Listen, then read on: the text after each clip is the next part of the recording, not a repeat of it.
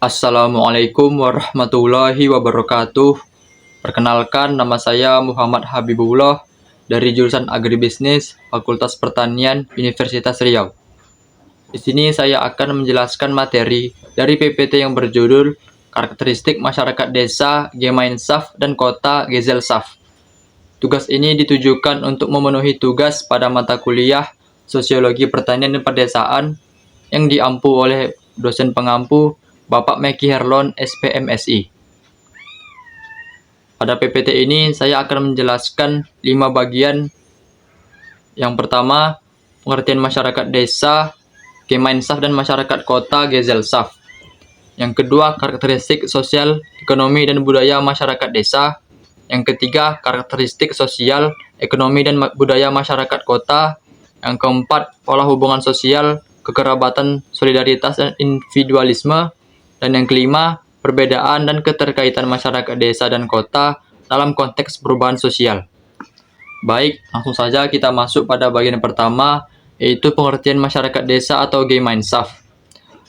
Masyarakat desa atau Gemeinschaft ini disebut juga sebagai paguyuban, yang merupakan bentuk kehidupan bersama yang bersifat tradisional. Anggota masyarakat memiliki hubungan batin yang murni. Ikatan sosial terbentuk secara alamiah dan berlangsung lama. Dan nilai yang dijunjung meliputi kesetiaan, rasa kesatuan, batin, dan kegotong royongan. Masyarakat desa atau Gemeinschaft ini bisa kita pahami sebagai masyarakat yang hubungan antar warganya masih sangat dekat.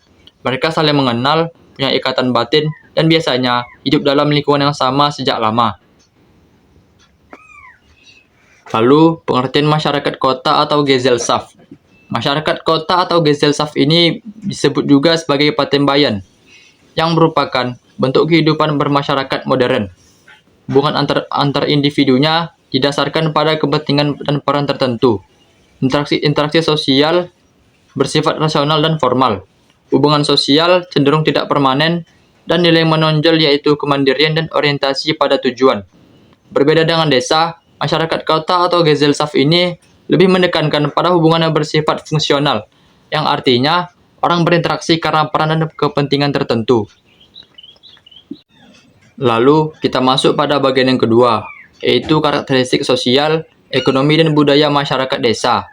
Yang pertama, karakteristik sosial. Hubungan sosial akrab dan saling mengenal. Masyarakat desa hidup berdekatan, sehingga antar warganya saling mengenal dan berinteraksi secara intens. Lalu, tingkat solidaritas tinggi, rasa kebersamaan, dan kepedulian antara warganya sangat kuat, terutama dalam kegiatan sosial. Kontrol sosial dilakukan secara langsung. Norma dan aturan dijaga langsung oleh masyarakat, sehingga perilaku menyimpang mudah ditegur. Gotong royong masih kuat. Kerjasama menjadi kebiasaan dalam kehidupan sehari-hari masyarakat desa. Lalu yang terakhir, konflik jarang terjadi dan cepat diselesaikan. Permasalahan biasanya diselesaikan melalui musyawarah dan kekeluargaan. Seperti yang terlihat pada gambar, yaitu masyarakat desa sedang berkumpul dan makan bersama sebagai bentuk kebersamaan dan solidaritas sosial. Lalu kita masuk yang kedua, karakteristik ekonomi. Mata pencarian utama pada masyarakat desa yaitu bertani, berkebun, dan beternak. Pendapatan relatif rendah dan tidak tetap. Penghasilan bergantung pada hasil panen dan kondisi alam. Sistem ekonomi masih tradisional. Kegiatan ekonomi pada masyarakat desa masih dilakukan dengan cara sederhana. Lalu yang terakhir, ketergantungan pada alam cukup tinggi. Cuaca dan kondisi lingkungan sangat memengaruhi hasil ekonomi, misalnya pada hasil tani. Seperti yang terlihat pada gambar, seorang petani sedang bekerja di sawah, yang mencerminkan ketergantungan masyarakat desa pada sektor pertanian dan alam. Lalu yang ketiga, karakteristik budaya. Budaya masih kental dengan adat istiadat. Tradisi leluhur masih dijaga dan dijalankan oleh masyarakat desa. Menjunjung tinggi nilai kebersamaan, sopanan, dan tradisi leluhur. Nilai-nilai tersebut menjadi pedoman dalam kehidupan sosial. Perubahan budaya berlangsung lambat. Budaya luar masuk secara perlahan, karena masyarakat mempertahankan tradisi lama. Kegiatan adat masih sering dilakukan.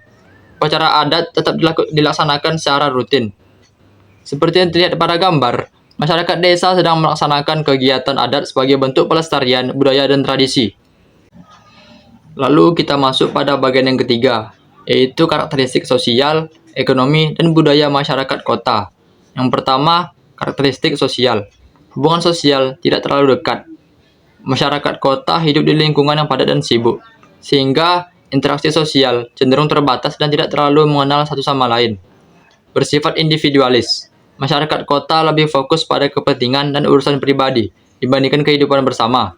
Interaksi berdasarkan kepentingan. Hubungan sosial biasanya terjadi karena kebutuhan tertentu, seperti pekerjaan atau bisnis. Kontrol sosial melalui hukum dan aturan. Ketertiban masyarakat lebih banyak diatur oleh peraturan resmi dibandingkan norma sosial informal. Dan terakhir, tingkat mobilitas penduduk tinggi. Perpindahan penduduk dan aktivitas masyarakat berlangsung cepat dan dinamis. Seperti yang terlihat pada gambar, masyarakat kota sedang beraktivitas di ruang publik dengan tingkat mobilitas yang tinggi dan aktivitas yang padat. Yang kedua, karakteristik ekonomi masyarakat kota. Mata pencarian beragam, seperti industri, jasa, dan perdagangan. Kegiatan ekonomi di kota sangat bervariasi dan tidak bergantung pada satu sektor saja. Pendapatan relatif lebih tinggi. Peluang kerja lebih banyak sehingga tingkat penghasilan umumnya lebih tinggi dibandingkan desa. Sistem ekonomi modern. Kegiatan ekonomi memanfaatkan teknologi, manajemen, dan sistem yang sudah maju. Persaingan kerja tinggi. Banyaknya tenaga kerja membuat persaingan untuk mendapatkan pekerjaan semakin ketat. Seperti yang terlihat pada gambar, aktivitas kerja di perkantoran yang mencerminkan sistem ekonomi modern dan persaingan kerja di kota. Lalu yang ketiga, karakteristik budaya. Budaya bersifat terbuka dan dinamis. Budaya di kota mudah berubah dan berkembang mengikuti perkembangan zaman. Mudah menerima budaya baru. Pengaruh dari luar cepat masuk melalui media, teknologi, dan interaksi global. Gaya hidup modern. Pola hidup masyarakat kota cenderung praktis, cepat, dan mengikuti tren. Tradisi tidak sekuat di desa. Nilai tradisional mulai berkurang karena tergantikan oleh budaya modern.